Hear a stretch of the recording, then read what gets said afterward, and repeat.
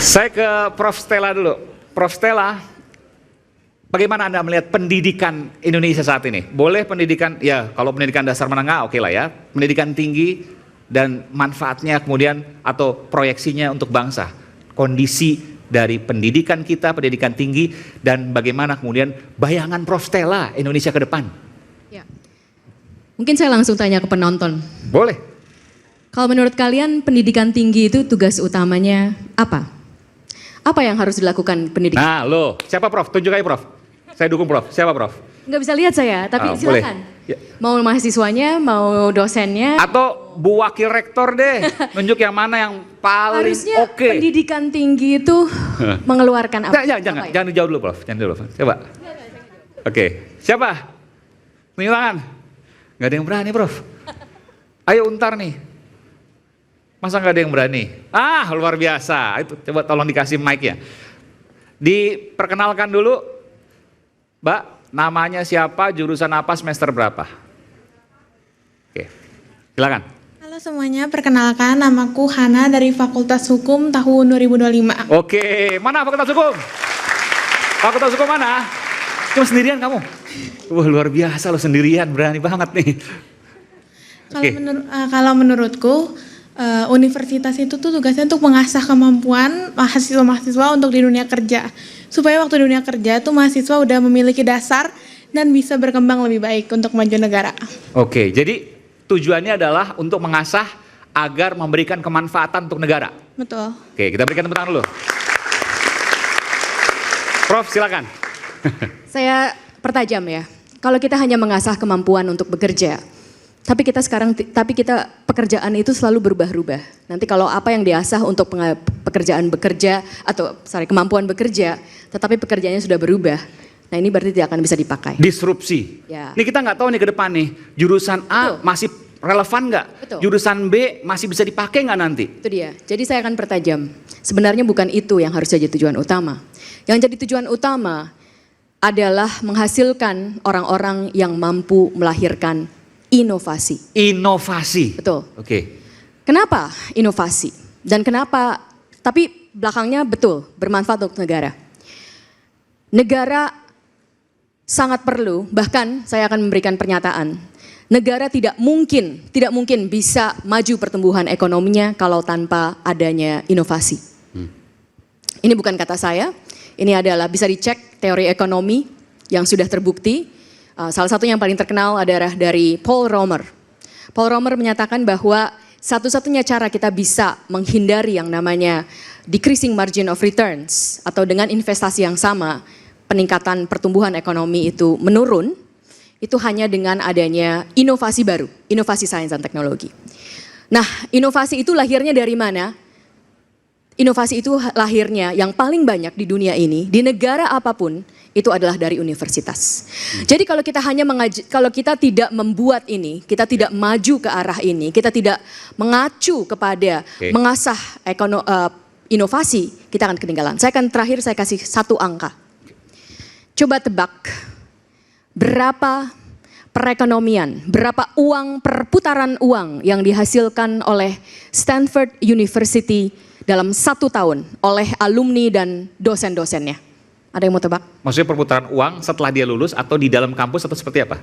Semuanya, setelah dia lulus dan juga oleh dosen-dosennya. Oh. Dari perusahaan-perusahaan yang mereka buat, dari segala sesuatu yang mereka buat itu menghasilkan perputaran Termasuk alumninya? Termasuk alumninya, tapi dalam 1 tahun. Dalam 1 tahun. Berapa? Ada yang mau tebak? Kalau dirupiahkan, boleh rupiahkan lah ya? Boleh. Oke. Berapa? Pasti pada kaget semua. 2.000 triliun ada disebut. APBN kita lah 3.000 triliun. 44 kuadriliun rupiah. Wow. 44 kuadriliun berarti 44.000 triliun itu. Kuadriliun ya. biasa. Jadi ini dari satu universitas atau di US dollar ini 2,7 triliun US dollar. Ekonomi Indonesia. Bayangin 44.000 triliun itu gimana Prof? Susah ya dibayangin ya. Jadi untuk APBN kita aja sekitar 3.000 triliun ya Prof Iksan ya. 3.000 triliun berarti ini sekitar berapa kalinya tuh? 10 kali lipat tambah ya 13 Enggak, 15 kali lipat lah kurang lebih ya. 13 Enggak, sekian. mungkin salah ya, karena 2,7 triliun US dollar, 2,7 triliun US dollar yang dihasilkan oleh Stanford, APBN kita 1,5 triliun US dollar, ya. Ya, jadi lebih tinggi sedikit dari APBN kita memang, tapi tidak berkali-kali lipat. Tapi ini saya memberikan gambaran bahwa dari satu, kenapa bisa begitu banyak perputaran ekonomi? Karena inovasi-inovasi. Yang sekarang paling maju di dunia, yang paling banyak menghasilkan perputaran ekonomi adalah artificial intelligence. Itu datang banyak sekali dari Stanford University, dari riset-riset yang dilakukan di situ. Jadi itulah yang kita harus bisa melihat bahwa ini sesungguhnya yang harus menjadi tumpuan dan yang kita kerjakan, menghasilkan inovasi-inovasi baru. Prof, saya ingin jawaban jujur dari seorang Prof Stella. Kalau kita bicara soal inovasi, kita bicara soal adanya tuntutan. Kalau kampus itu harus inovatif, mahasiswanya juga harus inovatif. Bagaimana dengan kondisi Indonesia, kampus Indonesia saat ini? Saya sangat sering ke daerah, dan setiap kali saya ke daerah, saya sudah mengunjungi 53 universitas di 20 provinsi dalam 1 tahun lebih saya bekerja. Dan yang saya temui adalah begitu hebatnya, karena dalam keterbatasan apa? Keterbatasan anggaran, keterbatasan ekosistem regulasi yang memudahkan untuk melakukan riset, masih di seluruh pelosok Indonesia saya temui dosen-dosen dan juga mahasiswa-mahasiswi yang melakukan riset. Jadi kalau ditanya itu saya jujur bahwa potensi orang-orang Indonesia sangat bisa, sangat bagus. Tapi sekarang kondisinya masih jauh. Tetapi kondisinya masih jauh, saya juga berikan angka, kondisinya masih jauh bukan karena kemampuan orangnya, tetapi karena ekosistem yang belum mumpuni. Jadi saya berikan angka, kenapa saya bilang masih jauh, kita selalu berdasarkan angka, jauh itu relatif. Salah satu indeks inovasi adalah bagaimana luaran dari seberapa banyak orang-orang di dunia itu mensitasi apa yang sudah dikeluarkan oleh ilmuwan-ilmuwan. Mensitasi artinya bilang, oh kemarin Mas Aiman tulis ini nih, saya pakai lagi di tulisan saya. Jadi menggunakan pikiran, menggunakan pikiran yang sudah tertuang dalam bentuk tulisan. Bukan plagiat ya? Bukan plagiat. Beda itu. Jadi bedakan antara kalau sitasi dengan plagiat. Kalau tidak mensitasi tapi menyatakan yang sudah diberikan orang lain, itu namanya plagiat. Prof Stella sempat mengatakan bahwa seolah-olah kita, ini sekaligus juga untuk klarifikasi.